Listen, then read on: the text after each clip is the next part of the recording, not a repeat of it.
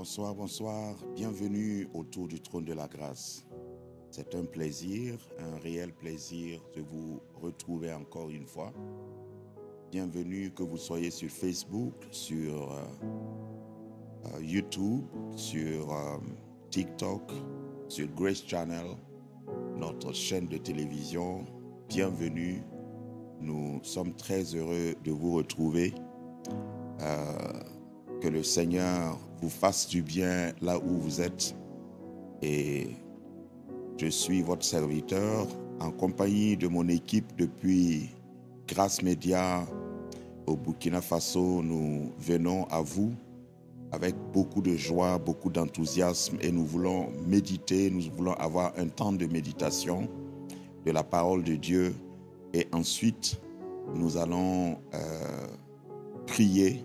Nous avons des sujets de prière qui seront analogues, qui seront en droite ligne avec ce que nous avons comme méditation, thème de méditation aujourd'hui. Bienvenue, faites-nous signe si vous nous recevez parfaitement. Dites-nous si le niveau du volume audio est bien, si vous nous voyez. Nous voulons servir efficacement. Nous voulons que ce que nous faisons puisse rencontrer vos attentes, parce que servir le Seigneur, c'est le faire de tout notre cœur et le faire bien. Merci pour tous les messages d'encouragement que nous recevons souvent. Merci pour tous ceux qui nous soutiennent d'une manière ou d'une autre.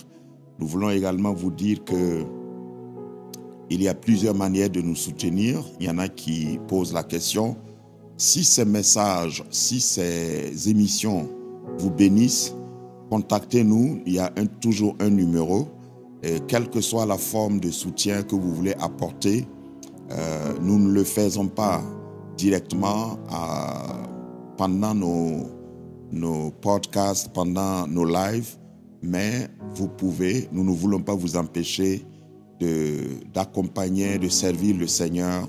Si cela vous dit, si le Seigneur vous met à cœur, bien sûr que selon la parole de Dieu, nous voulons vous permettre de le servir à votre niveau et selon vos moyens.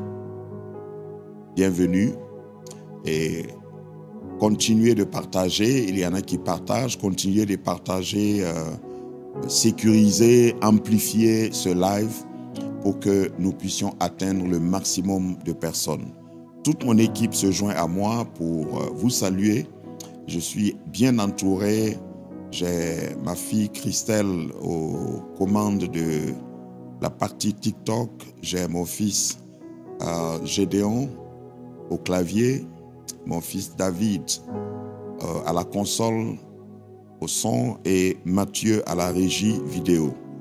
Donc ensemble, si vous pensez qu'ils font bien leur travail, en commentaire, dites quelque chose, même si vous ne les connaissez pas, pour les encourager. Tout ça, c'est pour soutenir. Et hier, je disais que les bonnes personnes soutiennent les bonnes choses. Il faut toujours savoir que même quand vous le faites pour le Seigneur, s'il y a un bénéficiaire, ça c'est la règle de Galates 6:6, si quelqu'un t'enseigne et tu sais que tu reçois, c'est bien de partager tes biens, de dire quelque chose de bien pour édifier. Les dons spirituels eux-mêmes que Dieu nous donne à travers le Saint-Esprit sont pour l'édification. Donc, ce n'est pas seulement en parlant en langue qu'on édifie quelqu'un, en disant un mot gentil, un mot de remerciement, un mot d'encouragement, vous édifiez quelqu'un. Que le Seigneur vous bénisse pour tous ceux qui prennent cela à cœur. Nous sommes ici, vous êtes là-bas, nous sommes complémentaires et nous vous bénissons au nom puissant de Jésus. Alors, nous voulons ce soir, aujourd'hui dans ce live, parler d'un thème qui est évocateur, qui est aussi d'actualité. La parole de Dieu n'a aucun thème périmé parce que tout ce que la Bible dit est actuel. Et aujourd'hui, Dieu me met à cœur de partager avec vous, de réfléchir ensemble sur l'obéissance et le sacrifice. Vous pouvez l'intituler comme vous voulez. Dans la parole de Dieu, La formule, c'est l'obéissance vaut mieux que le sacrifice. Moi, je l'ai intitulé ce soir, obéissance ou sacrifice. Obéissance ou sacrifice. Déjà, il faut savoir que la Bible ne dit pas que le sacrifice n'est pas important. Mais c'est un jugement de valeur. C'est des priorités que la Bible établit. L'obéissance vaut mieux que le sacrifice. Ça ne veut pas dire que l'obéissance n'est pas importante, mais elle vaut mieux que le sacrifice. Il y a des passages comme ça dans la parole de Dieu où il faut les prendre dans leur contexte et comprendre comment ça a été formulé. Jésus a dit par exemple, cherchez premièrement le royaume de Dieu, ou selon les versions, cherchez d'abord le royaume de Dieu et les autres choses vous seront données par-dessus.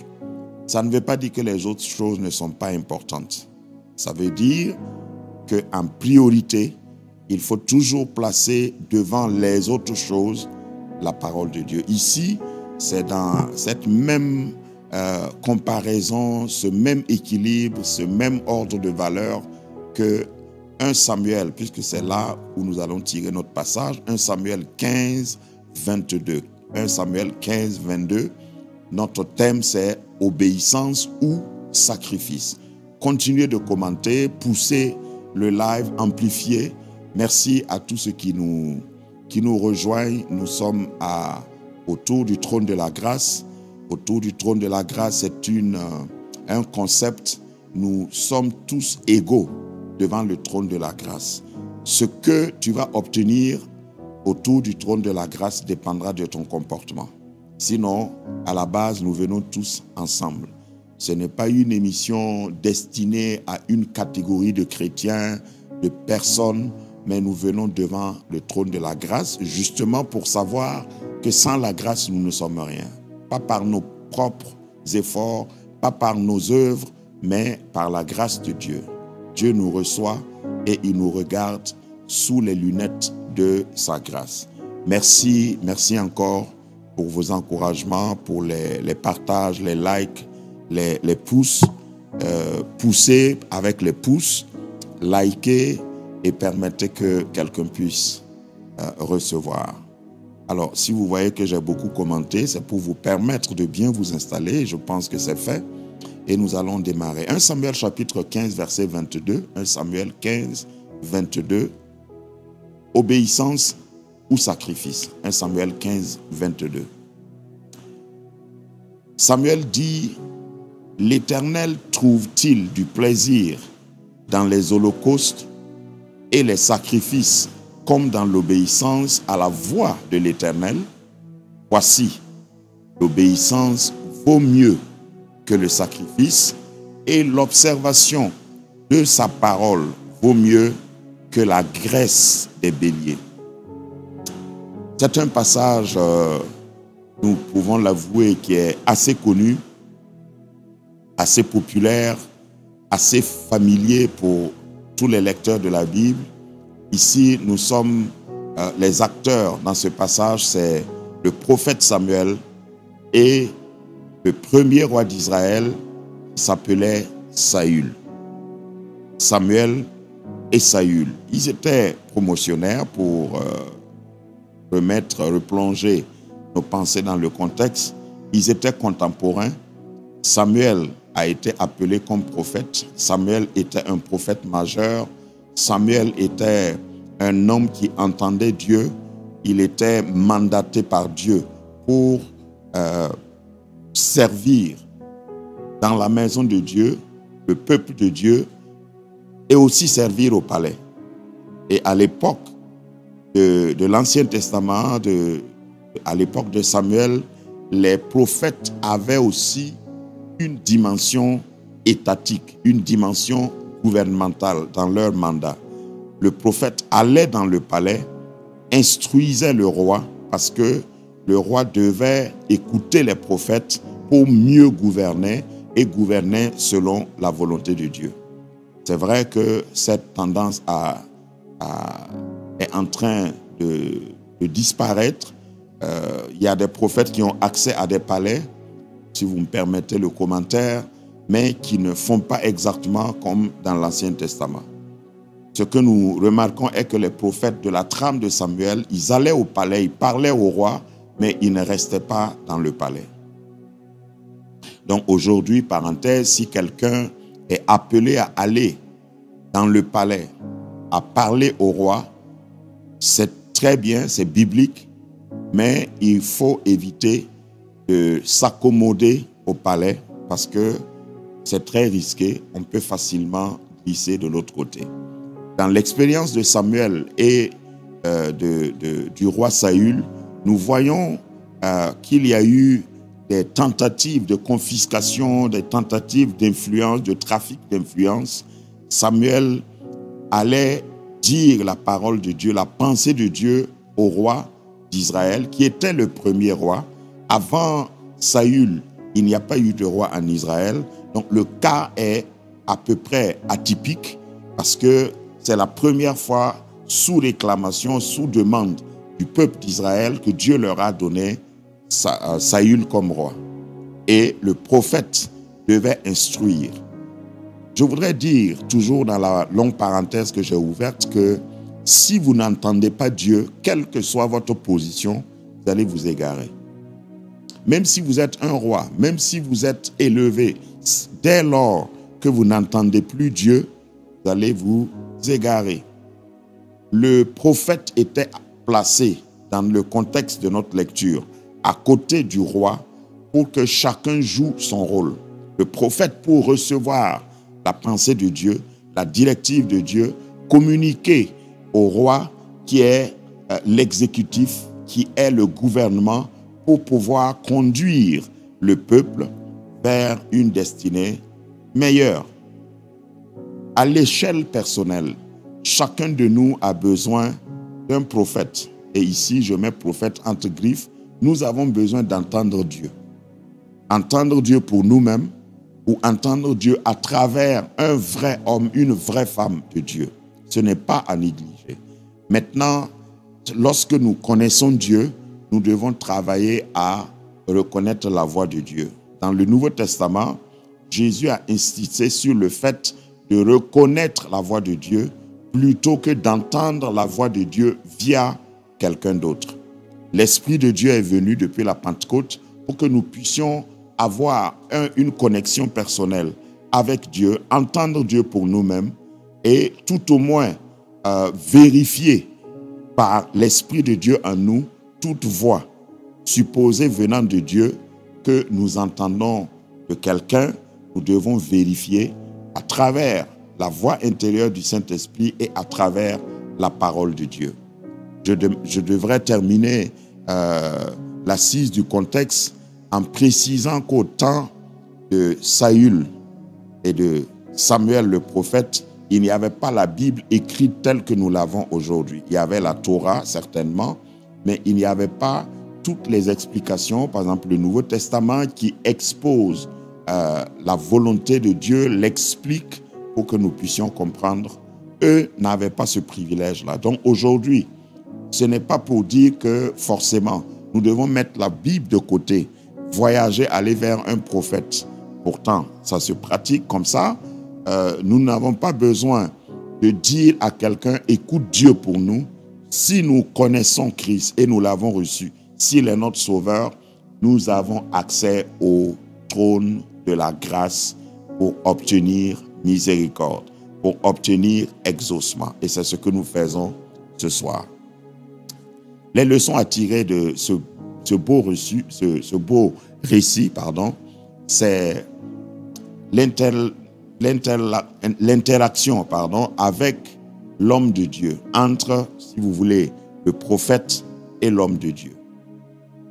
Donc, le prophète et le roi. Le roi s'appelait Saül, l'homme de Dieu, le prophète s'appelait Samuel. Ils se connaissaient très bien. Saül est devenu Saül parce qu'il a rencontré justement Samuel. Et vous ne pouvez pas atteindre votre destinée prophétique si vous méconnaissez les hommes de Dieu que Dieu envoie vers vous en votre temps. Il est important pour chacun de nous de savoir que Dieu ne nous isole pas pour travailler exclusivement avec nous, pour nous donner un monopole d'accès à lui. Non, Dieu travaille selon des saisons, selon des époques et selon des générations. Donc, Samuel et le roi Saül étaient des promotionnaires, on peut dire ainsi. Ils étaient des contemporains. Et dans ta génération, tu as un Samuel. Dans ta génération, si tu t'appelles Saül, si tu as un roi, il faut savoir qu'il y a aussi un prophète. Les deux, je dirais, sont complémentaires, mais il y a un qui commence à partir de l'autre. Le roi commence à partir du prophète. C'est le prophète Samuel qui a oint, sous instruction de Dieu, qui a oint Samuel pour qu'il devienne roi. Ce n'est pas pour me moquer, mais le métier de Samuel, avant qu'il devienne roi, c'était chercheur d'ânes. Samuel ne faisait pas, il n'était pas roi, il n'était pas royal, il cherchait les ânes perdus, hein, vous avez bien entendu, les ânes perdus de son papa. Alors, pour dire que si la main de Dieu, le choix de Dieu est sur quelqu'un, il peut aller de chercheur d'âne à roi. Si on devait lancer un recrutement, par exemple, je vous fais réfléchir avec moi. Un recrutement, si vous entendez demain, une société de la place recrute des chercheurs d'âne, je ne sais pas combien d'entre nous allons postuler. Ce n'est pas noble comme métier, comme travail. Même quand on est au chômage, ça ne va pas très bien ressembler à l'aspiration de la plupart d'entre nous. Mais la touche de Dieu, telle que Saül l'a reçue du prophète de Dieu, Samuel, a changé les choses. Et dans le récit que je vous épargne les longues lectures, on voit que le jour qu'ils se sont rencontrés, la Bible dit expressement que Samuel a été changé en un, que Saül a été changé en un autre homme. Le début de ton ascension, la confirmation de ton appel commence par une rencontre authentique avec Dieu. Et Dieu le fait souvent à travers un envoyé de Dieu. Quand Dieu veut faire quelque chose pour l'homme, il utilise un homme. C'est pourquoi Jésus lui-même est devenu homme afin de sauver les hommes. Ça, c'est une règle générale, une règle de base. Je voudrais ici encourager quelqu'un. Peu importe là où tu te trouves, peu importe ta situation, peu importe ce que tu fais présentement, peut-être que tu es en train de chercher des ânes. Vous savez qu'un âne n'est pas intelligent. Vous savez qu'un âne, c'est une bête de somme. C'est pas une bête de noblesse comme le cheval ou comme le lion qu'on veut admirer ou qu'on craint. Un âne, c'est vraiment pour le bas peuple. Et il y avait des ânes du père de Saül qui étaient perdus et il était à la recherche de ces ânes. Et Samuel l'a rencontré. Je déclare ce soir sur la vie de quelqu'un qui m'écoute et qui ressemble à quelqu'un qui est perdu, diminué, comme Saül, que l'important, ce n'est pas là où tu es, ce n'est pas ce que tu fais, l'important, c'est de rencontrer Dieu. Et je prie qu'à travers ma voix et à travers ce live, Dieu te rencontre. Peut-être que tu as un rêve que tu as laissé tomber parce que actuellement, tu ne fais que chercher des ânes, courir derrière des ânes, fouiller dans la brousse pour chercher des ânes perdus. Les ânes sont perdus et les ânes même ne savent pas qu'ils sont perdus. Mais Dieu va te rencontrer. Le prophète de Dieu va te rencontrer. Et ma voix que Dieu utilise ce soir, prends cela comme un message de Dieu, je le sens fortement, pour te dire que ta destination, ce n'est pas derrière les ânes. Dieu veut changer ton histoire. Dieu veut te catapulter littéralement de chercheur d'ânes à chef d'État, à chef de service, à chef d'un département. Tu vas aller de la bassesse à la hauteur lorsque tu rencontres Dieu. Dieu ne rencontre pas quelqu'un à cause de là où il est. Dieu rencontre quelqu'un à cause de ce qu'il a pour la personne. Ce n'est pas parce que tu es qualifié que Dieu te choisit. C'est parce que Dieu te choisit que tu seras qualifié. Parce que de chercheur d'âne à chef d'État, parce que c'est ce que Saül a été, parce que Saül n'a pas eu de mentor, c'est-à-dire, ce n'est pas par élection. Il n'y a pas eu un régime qui a cédé le pouvoir à Saül. Saül était le premier chef d'État, si vous voulez utiliser ce terme avec moi. Et lorsque vous remplacez ou vous succédez quelqu'un, vous avez des traces, vous avez des exemples. Mais le cas de Saül était atypique. Saül est venu occuper un poste qui n'a jamais existé. Ça, c'est ce que Dieu fait avec des hommes simples. Je vais d'abord parler du choix de Dieu et encourager quelqu'un à ne pas penser que comme personne n'a été, peut-être tu te dis, dans ma famille, il n'y a personne qui a été ce que moi j'ai comme rêve. Il n'y a personne qui a déjà fait ce que moi je veux faire. Il n'y a personne qui a eu l'appel que moi j'ai eu de Dieu. Si tu sais que ton appel est authentique, je vais te dire sur la base et l'expérience de Saül, qu'en cherchant des ânes perdus, si Dieu te rencontre, il peut t'élever pour que tu deviennes le tout premier roi, le premier président. Rien n'est impossible à Dieu. Alors je t'encourage à faire ce qui est plus important. Cherche à rencontrer Dieu. Cherche à être en contact avec Dieu. Le reste va suivre. Très bien. Ça, c'est pour parler de son appel. Mais notre thème ce soir, thème de réflexion, c'est obéissance ou sacrifice. Une chose est d'être choisi. Et j'ai dit tout à l'heure que Dieu ne choisit pas des qualifiés, il qualifie des choisis. Lorsque vous êtes choisi par Dieu, à l'instar de Saül, ce qui vous reste à faire, ce qui nous reste à faire, c'est d'obéir.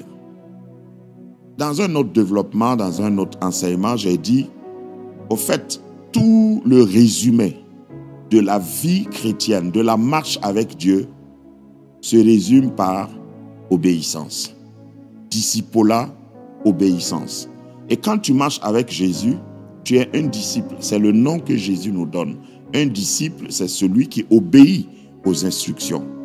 Donc l'obéissance, c'est la base. Lorsque nous disons, nous clamons, nous déclarons que nous sommes enfants de Dieu, ce que Dieu cherche, ce que Dieu veut faire avec nous, c'est nous faire marcher, nous voir marcher dans l'obéissance. Celui qui n'obéit pas à Dieu ne peut pas dire qu'il est enfant de Dieu. L'enfant de Dieu marche selon les voies de Dieu. C'est de cela qu'il s'agit lorsque nous disons obéissance. Le sacrifice, c'est une pratique.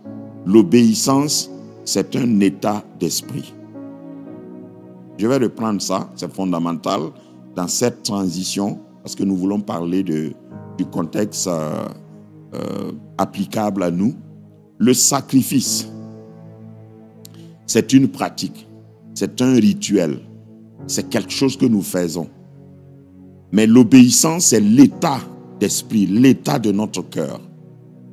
Vous ne pouvez pas pratiquer l'obéissance. Ou bien vous êtes obéissant, vous avez un cœur obéissant, ou bien vous ne l'êtes pas. Tandis que le sacrifice, c'est quelque chose que vous faites, j'allais dire, occasionnellement, cérémoniellement même.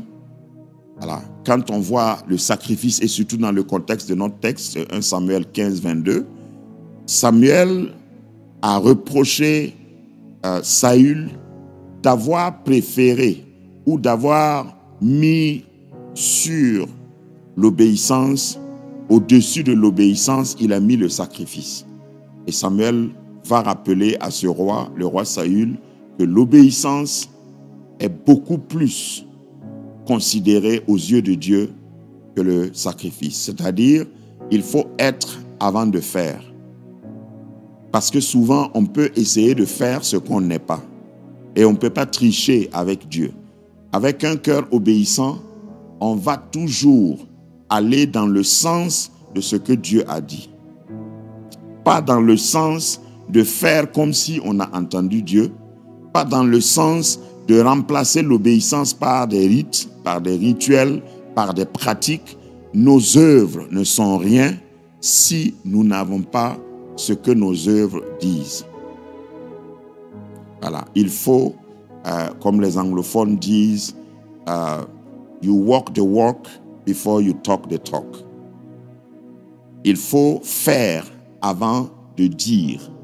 Il faut marcher dans les paroles que tu vas déclarer. Ce que tu déclares, il faut marcher dedans. Walk the walk. Don't talk the talk. Il ne faut pas te préoccuper à dire « Je suis chrétien, je sers Dieu, je suis né de nouveau depuis X années », mais est-ce que Dieu voit dans nos cœurs, dans ma vie, un parcours obéissant? Est-ce que nous obéissons à Dieu? Alors, je voudrais approfondir cette considération en remontant un peu ou bien en allant plus loin dans 1 Samuel chapitre 15, verset 34. 1 Samuel 15, 34 et 35. La Bible dit, Samuel partit de Rama et Saül monta dans sa maison à Gibéa de Saul. Et c'est ce que je disais plus haut. Même si tu es prophète, je n'ai pas beaucoup développé, mais c'est important. Même si tu es prophète, tu n'es pas autorisé à résider chez le roi, même si tu as accès au roi.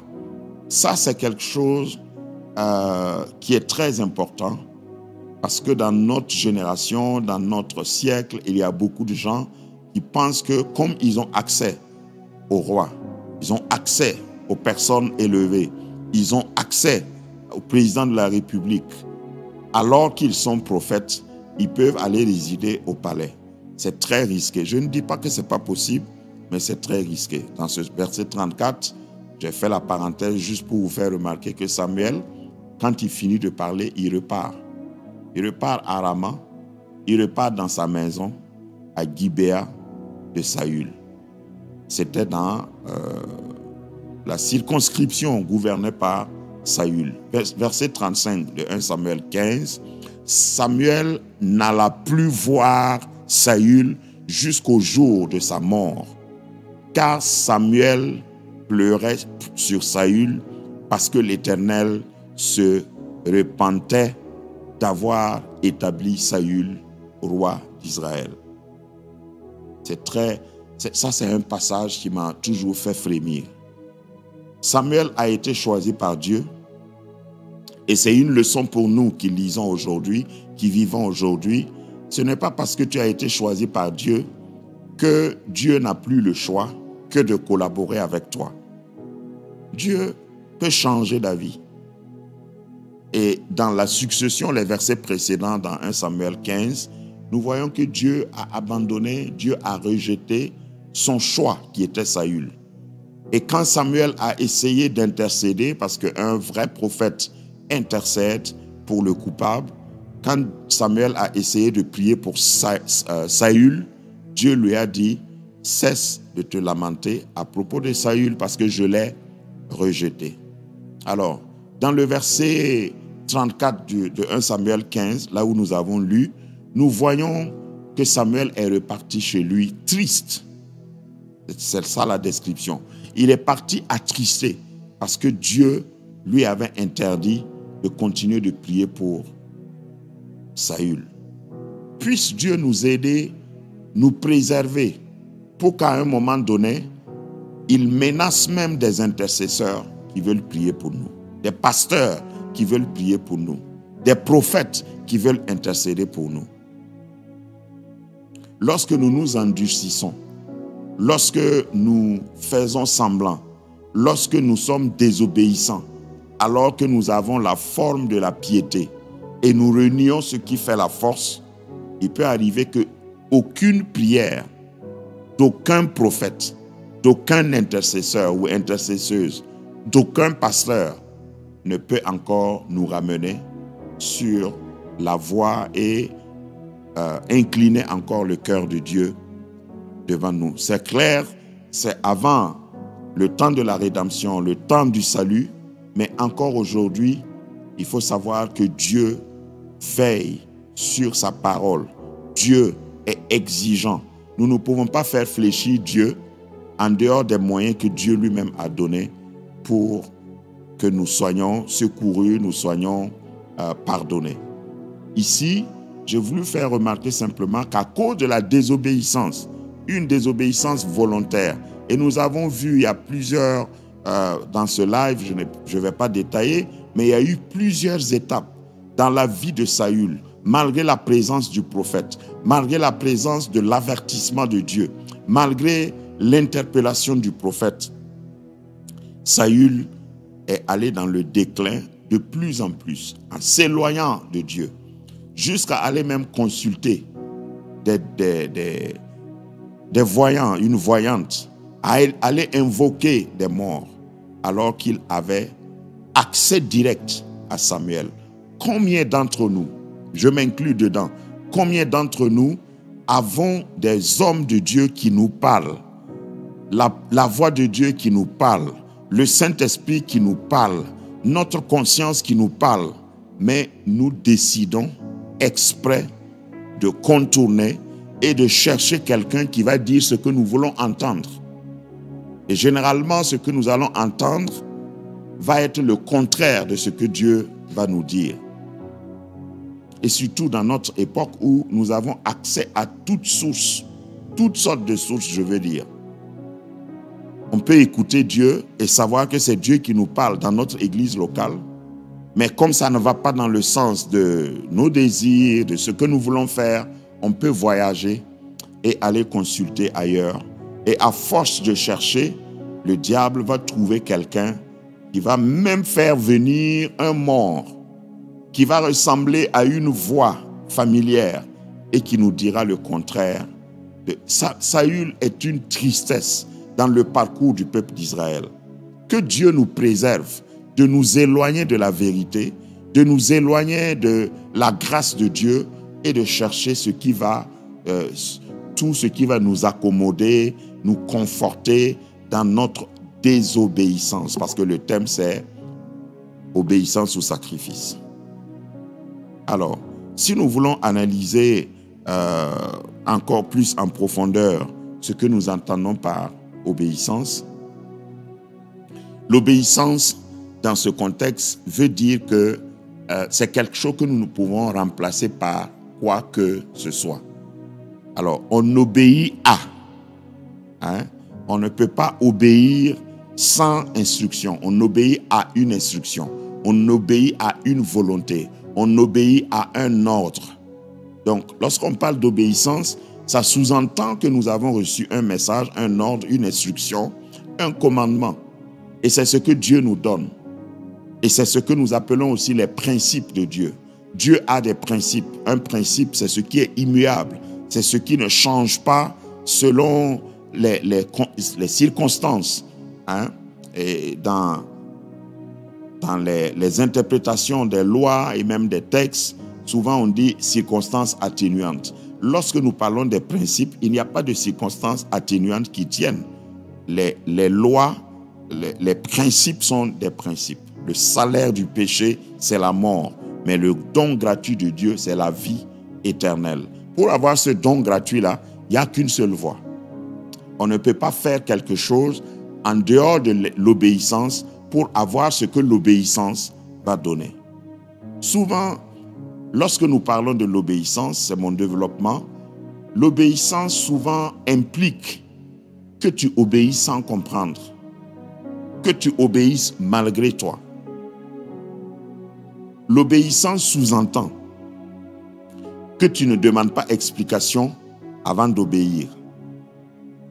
Ta compréhension, ta logique n'est pas engagée lorsque tu veux obéir.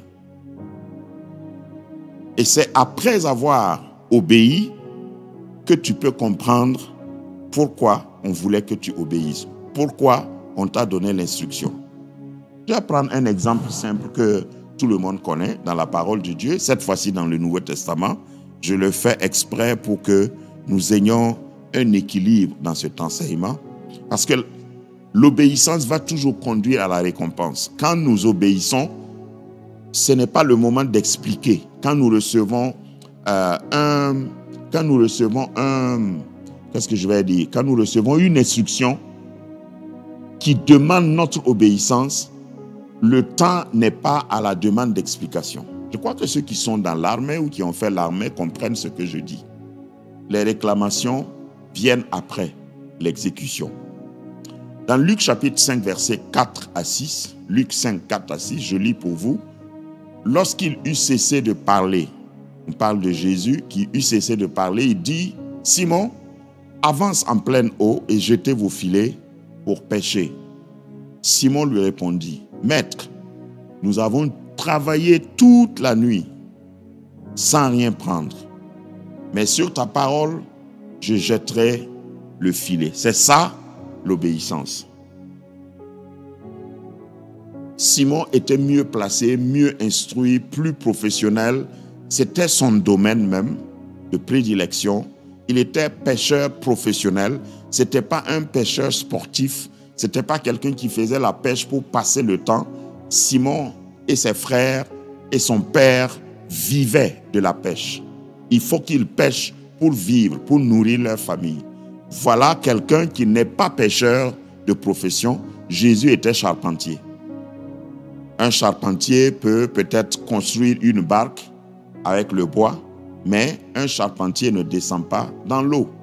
Comme peut-être que Jésus ne nageait pas comme Pierre, n'était pas, en tout cas n'avait pas la maîtrise, si vous voulez qu'on reste dans le contexte de la pêche comme Pierre. Jésus vient, vous connaissez le contexte, Jésus vient demander la barque de Pierre. Il se tient dans la barque de Pierre qui s'éloigne un peu sous ses instructions. Tout ça, c'est l'obéissance. Éloigne-toi un peu de l'eau. Et depuis la mer de Galilée, il se tient dans la barque et il prêche à la foule qui est à la rive. Je ne sais pas, quand je médite ce passage, je ne sais pas combien de temps ça a duré, mais certainement, ça a duré le temps d'un sermon. Alors, un temps de prédication. Après avoir fini, il était peut-être midi, parce que les recherches montrent que c'est vers 9h, peut-être 9h que Simon et ses compagnons ont fini de laver leur filet. Ils traînaient là encore et Jésus vient, il demande que Simon prête sa barque et il part en profondeur et il s'arrête là, il prêche. En tant que communicateur, j'ai souvent mentionné ça pour dire que c'est la technique de communication, la technologie de l'époque, pour que le vent qui souffle sur la mer puisse porter très loin la voix de Jésus jusqu'à la rive. Parce qu'à l'époque, il n'y avait pas de sonorisation, de microphone comme aujourd'hui. Jésus a prêché sur une montagne, c'était la même technologie qu'il a utilisée. C'est ce qu'on reconnaît aujourd'hui techniquement comme la technique des ondes. Donc, Jésus a utilisé la technologie et je ferme la parenthèse. Donc, Jésus demande à Pierre, Pierre obéit sans discuter. Et à la fin, à cause de l'obéissance de Pierre, l'obéissance de céder sa barque, l'obéissance de tenir la barque immobile pour que Jésus puisse prêcher à la foule, Jésus le récompense. La récompense vient toujours après l'obéissance. Je reprends, la récompense vient toujours après l'obéissance. Quand Jésus a fini, à cause de l'obéissance de Pierre, Jésus lui dit, avance, jetez vos filets pour pêcher. Ce n'était pas l'heure de la pêche. c'était paradoxal, c'était pas possible. Selon les professionnels, certainement que bon. Mais Pierre a simplement dit, Maître, sur ce même lac, sur cette même eau, où nous venons pêcher tout le temps, nous avons pêché à l'heure qui était propice pour attraper des poissons. Parce que sur le lac, c'est connu que les poissons montent en surface la nuit pour manger. Et quand il fait chaud, à la chaleur du jour, les poissons descendent plus bas dans l'eau et ils attendent encore la nuit pour remonter. C'était ça, l'étude technique que les pêcheurs ont trouvée. Et c'était comme ça qu'ils accommodaient, qu'ils conformaient leur technique de pêche. Jésus dit, au moment de la chaleur, jetez vos filets pour pêcher. C'était contre nature, contre la technologie de l'époque, contre la connaissance, contre la maîtrise. Et ils ont dit, maître. Il n'y a pas plus maître dans ta situation que le maître. Donc le maître dit, donne instruction et ils obéissent. Ils sont descendus, sont allés, ils ont jeté les filets et la Bible dit qu'ils ont pris une grande quantité de poissons et leurs filets se rompaient. Voilà l'obéissance qui conduit à la récompense. Souvent, nous voulons une récompense de Dieu, mais au lieu d'obéir à une instruction qui pour nous n'a pas de sens, parce que nous mettons souvent en avant notre éducation, notre niveau d'instruction, notre professionnalisme, nos compétences. J'ai appris, j'ai été à tel niveau d'études. Je ne peux pas me permettre d'obéir bêtement. Pierre a obéi bêtement et c'est notre thème, obéissance ou sacrifice. Lorsque tu obéis sous instruction, même si cela est contre tes connaissances, contre tes pratiques, contre la légende, contre ta tradition, et si c'est Dieu qui t'a dit, si tu obéis, tu vas recevoir, tu vas être béni, tu vas recevoir ta récompense. Donc, je voudrais encourager quelqu'un, nous encourager ce soir à privilégier l'obéissance. Toute la vie chrétienne, je le dis encore, est basée sur l'obéissance, pas sur les sacrifices. Les sacrifices sont importants, comme j'ai dit au début. Quand on dit vaut mieux, ça ne veut pas dire que le sacrifice n'est rien. Le sacrifice vaut quelque chose, mais il faut d'abord obéir. Donc, même lorsque tu veux faire un sacrifice, fais-le sous instruction. Est-ce que je vais répéter ça? Peut-être. Même lorsque tu veux faire un sacrifice, ton sacrifice ne servira pas si ce sacrifice n'est pas basé sur une obéissance ou n'est pas la manifestation d'une obéissance. Ce qui veut dire qu'une forte offrande ne peut pas remplacer l'obéissance. Une forte offrande ne peut pas remplacer l'obéissance. Pas que la forte offrande n'est pas bonne, c'est un très bon sacrifice, mais il faut que ton sacrifice vienne à partir d'un commandement, d'une instruction. Comme ça, ton sacrifice deviendra une obéissance, au lieu que ce soit seulement un sacrifice. Il y a beaucoup de sacrifices. Quand je m'arrête et j'y pense, il y a beaucoup de sacrifices dans nos pratiques. Vraiment, quand tu arrives, tu vas voir que la personne a consenti un gros sacrifice. Mais est-ce que c'est en réponse à une recommandation, une instruction? Parce que si ce n'est pas Dieu qui a instruit, tu vas faire un sacrifice en vain, un sacrifice pour rien, un sacrifice qui n'a pas de sens. Puisse Dieu nous aider vraiment à chercher à avoir un empressement pour obéir chaque fois que Dieu nous donne une instruction. Jetez vos filets et pêchez. Et Pierre dit, malgré ce que la réalité, malgré ce que ma compétence, malgré ce que mon expérience, malgré ce que mon éducation me suggère et qui me dire que ce que tu dis, ce que tu donnes comme instruction est absurde, complètement à côté de la plaque, je vais jeter mon filet sur ta parole. Lorsque vous faites un sacrifice pareil, il y a beaucoup de gens, si je dois ouvrir la parenthèse, parlant des dons, les dons, on parle souvent d'un don sacrificiel, etc. Vous savez, lorsque ton don est sacrificiel, toi tu le sens. Mais si c'est un don qui n'obéit pas à un commandement, qui ne suit pas une instruction, qui n'a pas été mise qui n'a pas été arrimé à un commandement, souvent nous allons faire des sacrifices et après être frustrés. Et il y en a. Pourtant j'ai donné, pourtant j'ai fait, pourtant j'ai jeûné, pourtant j'ai prié, pourtant j'ai voyagé. Je suis allé jusqu'au pôle Nord voir l'homme de Dieu. Je lui ai donné même une forte offrande. Mais est-ce que c'était sous instruction? Est-ce que c'était sur ta parole, sur la parole de Christ? Parce qu'un sacrifice hors de l'instruction, hors de la parole de Christ, hors du principe que Dieu a déjà donné, n'a pas de sens, n'aura pas d'effet. Samuel dit à Saül, l'obéissance vaut mieux que le sacrifice. Puisse Dieu nous aider, parce que je ne pourrais pas dire tout ce que j'ai à cœur, Dieu nous aider à vraiment avoir cela, parce que nous ne pouvons pas, souvent nous nous trompons, nous voulons remplacer l'obéissance par l'offrande. Nous voulons remplacer l'obéissance par la prière.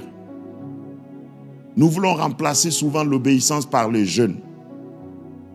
Au lieu d'obéir, il y en a qui entrent dans un jeûne prolongé. Au lieu d'obéir, il y en a qui présentent leurs œuvres. Si Dieu te dit, va te former en Bible ou en théologie pour venir me servir, et puis toi tu dis, je vais construire beaucoup d'églises et embaucher des pasteurs, c'est des sacrifices que tu as faits, mais tu n'as pas obéi. Si Dieu te dit, veille sur mon serviteur, accompagne-le dans ses besoins, je vais couper court, achète quelque chose pour qu'il puisse utiliser pour servir Dieu. Et puis toi, tu dis, non, je pense que au contraire, je vais aller à l'orphelinat et je vais aller donner de l'argent à l'orphelinat parce que les orphelins ont plus besoin de mon aide que l'homme de Dieu, que la femme de Dieu. Tu as fait un sacrifice, mais tu n'as pas obéi. Venons à des pratiques très simples que nous faisons. La dîme. La dîme doit, et je le dis, vous pouvez vous référer à certains enseignements que j'ai faits, qui sont postés, YouTube et les autres réseaux. Lorsque tu donnes à Dieu, il faut donner à Dieu selon Dieu. C'est-à-dire, obéis au protocole du don que Dieu a déjà établi.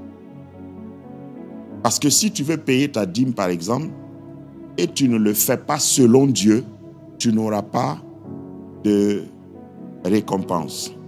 Parce que ce n'est pas de l'obéissance. Alors que c'est l'obéissance qui engendre la récompense. Lorsque tu veux faire des offrandes, fais tes offrandes en respectant ce que Dieu a dit de faire. Par exemple, si tu payes ta dîme pour te débarrasser, pour calmer ta conscience, pour qu'on voit que tu payes ta dîme, parce que sous certains cieux, on paye la dîme et on demande un reçu. Je ne dis pas que ce n'est pas bien, mais quand c'est à Dieu que je donne, je n'ai pas tellement besoin de reçu. C'est important que ce qu'on donne à Dieu soit bien géré. Et c'est une interpellation. Une église doit être bien gérée. L'argent qu'on donne à Dieu doit être bien géré. Et il faut s'assurer qu'on a tous les instruments, tous les outils de gestion selon notre époque pour gérer ce que nous récoltons pour Dieu et ce que nous utilisons pour Dieu, ce que nous donnons à Dieu. Ça, c'est établi, c'est clair. Mais ce n'est pas parce que je vais regarder et je vais me préoccuper d'une certaine gestion où je vais imposer Vous ne pouvez pas donner des instructions parce que j'ai déjà vu ça.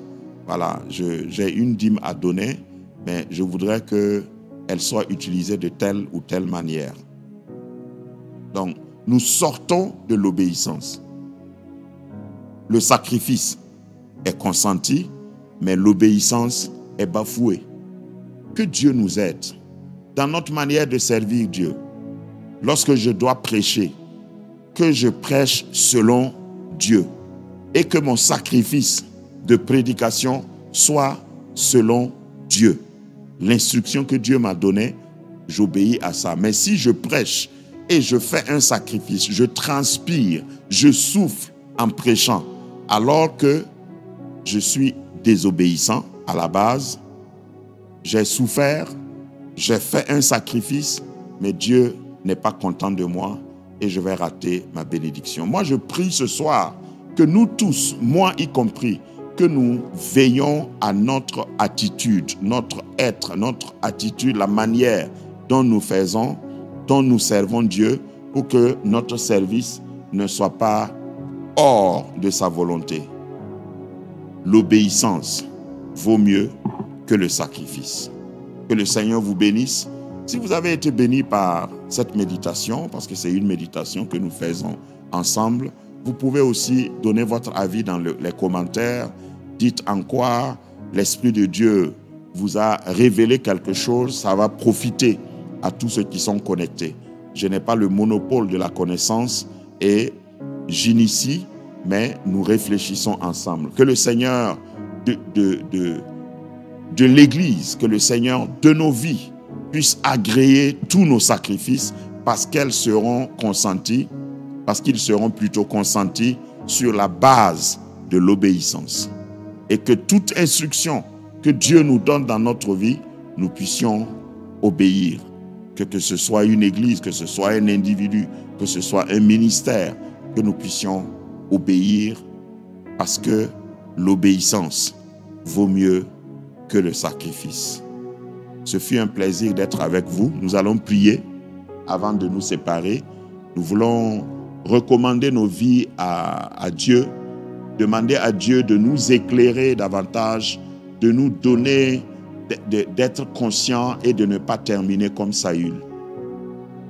Saül a mal fini. Voilà. Saül, c'est son histoire évoque les quelques rares passages où Dieu dit qu'il regrette. Oui, Dieu a des regrets. Dieu peut regretter d'avoir choisi quelqu'un parce que la personne est désobéissante. Que Dieu nous fasse grâce. Nous allons prier et si vous êtes comme moi, ma prière va s'adresser à nous tous qui avons écouté parce que la Bible a été écrite pour nous servir de leçon, pour nous interpeller, pour que nous puissions marcher et ne pas commettre les mêmes erreurs. Prions ensemble.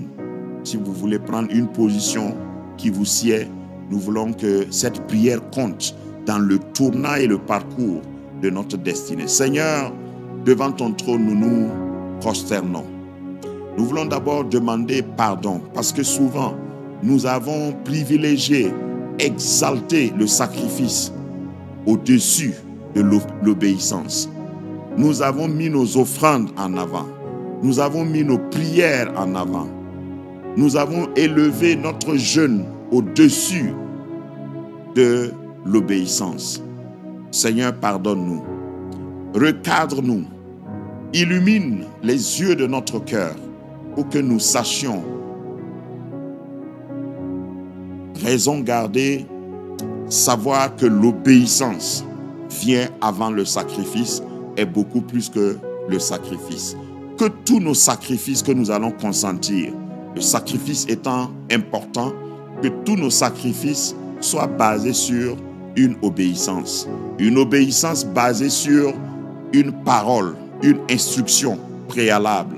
Père, nous sommes tes enfants et nous tenons à réussir. Nous tenons à ne pas finir. Je tiens à ne pas finir ma vie loin de toi comme Saül, rejeté de toi comme Saül. Saül est un exemple pour nous avertir, un exemple d'avertissement. Seigneur, que aucun sous le son de ma voix ce soir ne soit rejeté à la fin de ces jours. Seigneur, donne-nous des cœurs enseignables, que lorsque un prophète viendra nous dire, lorsque ta parole retentira comme ce soir, lorsque quelqu'un même plus petit que nous va nous donner une instruction de ta part, lorsque nous allons lire ta parole, lorsque ton esprit va nous parler, parce que tu nous parles de plusieurs manières, que nous soyons obéissants. Sans comprendre et obéir, parce que l'obéissance n'exige pas la compréhension avant. Mais après notre obéissance, certainement, nous allons voir plus clair. Seigneur, quelqu'un est égaré, et c'est mon deuxième point de prière. Quelqu'un souffre à cause d'une désobéissance. Nous implorons le sang de Jésus. Nous implorons le pardon de la croix ce soir pour toutes les personnes qui sont loin de toi à cause de leur désobéissance. Nous sommes mieux lotis que Saül parce que Christ est mort. Et nous demandons, Seigneur, que tu interpelles, que tu ramènes à la bergerie la brebis perdue. Qu'elle revienne à toi, que cette brebis se répande à la fin de cette session et te demande pardon et commence à obéir. Que la grâce de Dieu soit votre partage. Au nom puissant de Jésus, Amen. Et ce soir, nous voulons prier également pour tout ce qui se passe au Moyen-Orient, en Israël, en Iran et dans toute la péninsule. Nous demandons que Dieu fasse tomber les écailles. Et quelquefois, nous sommes tellement omnibulés par notre ego en tant qu'humains que nous ne faisons qu'avancer dans une escalade qui nous mène nulle part. Que la raison prévale, que la miséricorde de Dieu prévale.